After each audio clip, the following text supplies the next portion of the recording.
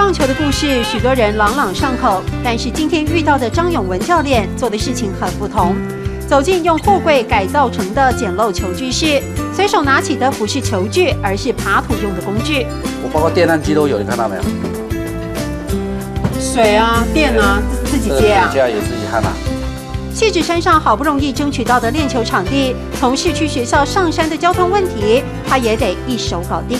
你以前本来就会开这种大型车吗？不会，我要带他们去学习啊，去考照，到桃园去考。超级保姆的硬肩膀扛起孩子们的棒球梦。想当年，蔡仲南、黄龙毅也像眼前这些小毛头。一大摞厚厚的简报老照片，记录着汐止国中、国小辉煌的记录。而张教练23年的教球岁月，在台湾棒球史难被磨灭。喜欢做了，你不做就很奇怪，闲不下来了。人生的目的就是要解决问题、解决困难。冇问题，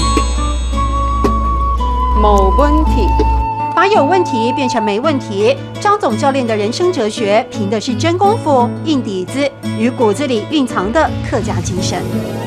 某问题，某问题。